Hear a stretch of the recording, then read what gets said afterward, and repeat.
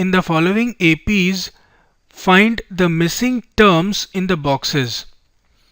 इस क्वेश्चन में जहां जहां आपको बॉक्स दिख रहा है एक्चुअली वो उस गिवन AP का मिसिंग टर्म है और उसी मिसिंग टर्म की वैल्यू आपको फाइंड करनी है। सबसे पहले मैं आपको ये बताता हूं कि जनरली हम अरिथमेटिक प्रोग्रेशन को रिप्रेजेंट कैसे करते हैं in terms of A and D। A आपका फर्स्ट टर्म है और D कॉमन डिफरेंस है।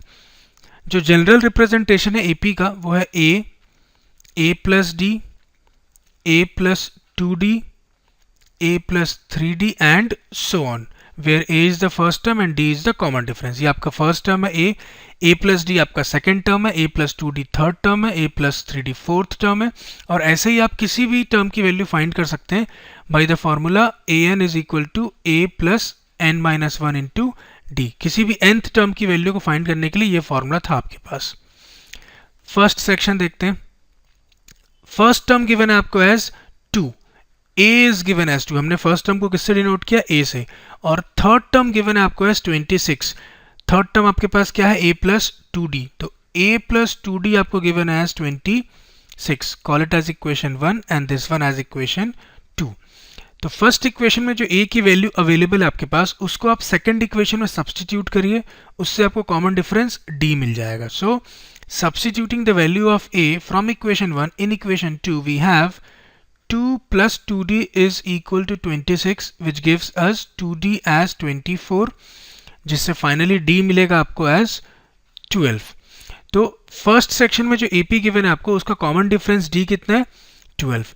और फाइंड क्या करना है आपको? सेकेंड टर्म की वैल्यू। बॉक्स कहाँ पर है? सेकेंड टर्म में। सेकेंड टर्म क्या है आपके पास? A plus D। ठीक, तो A प्लस D आपको फाइंड करना है। A आपके पास ऑलरेडी अवेलेबल है एज 2 प्लस D आपने अभी फाइंड किया 12। तो A प्लस D की वैल्यू क्या मिली आपको? 14। तो गिवन AP का जो सेकेंड टर्म है वो क्या है? 14। लाइकवाइज आप बाकी सेक्शन भी खुद से सॉल्व कर सकते हैं अगर आप लॉजिक समझ गए तो। Let us see the second section of the same question. इस बार आपको सेकेंड टर्म की वैल्यू गिवन है एज 13 और सेकेंड टर्म को हम कैसे रिप्रेजेंट करते हैं? A प्लस D से। मतलब A प्लस D की वैल्यू गिवन है आपको एज 13, इसको इक्वेशन 1 बोल दीजिए। फोर्थ टर्म की वैल्यू गिवन है आपको एज 3 और फोर्थ टर्म को हम जनरली कैसे रिप्रेजेंट करते हैं? A प्लस 3D से। तो A प्लस 3D की वैल्यू गिवन है आपको as 3, call it as equation 2। अब आपके पास दो अननोन है, first term A and common difference D, और दो इक्वेशन भी है, तो इनको हम साइमल्टेनियसली सॉल्व कर देते हैं। मैं क्या करता हूँ यहाँ पे सेकेंड टर्म को फर्स्ट टर्म से सब्ट्रैक्ट कर देता हूँ, तो ये भी प्लस माइनस माइनस हो जाएगा, अगेन प्लस माइनस माइनस। तो A से A तो कैंसिल हो गया, एक प्लस में एक माइनस में। D माइनस 3D से आपको मिलेगा minus 2D is equal to 13 minus 3 which is equal to 10, which will give us D as minus 5। तो सेकेंड सेक्शन में जो AP गिवन है आपको उसका कॉमन डिफरेंस D कितना है? माइनस 5। मिसिंग टर्म कौन कौन से? First term and third term.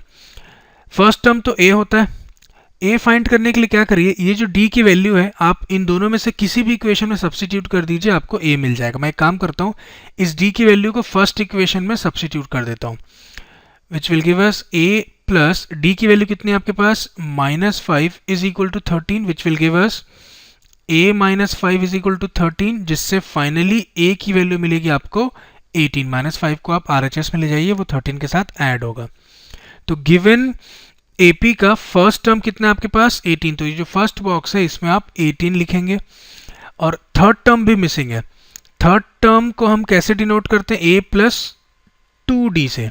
अब A की वैल्यू आपके पास 18 है, प्लस ट्वाइस ऑफ D आपने कैलकुलेट किया माइनस 5, इससे आपको मिलेगा 18 minus 10 which will finally give us 8। तो जो थर्ड टर्म है वो कितना है? 8। आई होप बाकी सेक्शंस भी आप खुद से सॉल्व कर सकते हैं। मैं रिकमेंड करूंगा प्लीज़ आप खुद से सॉल्व करिए और अपनी स्किल एनहांस करिए, डिपेंडेंट मत होइए सॉल्यूशन पे। मैं सॉल्व नहीं करूंगा थर्ड, फोर्थ और फिफ्थ सेक्शन को क्योंकि ईजी है, आप इसको खुद से सॉल्व कर लीजिएगा, ठीक। और अगर कहीं प्रॉब्लम है देन आप कन्वे कर सकते हैं via commenting below the video. Let us see the next question.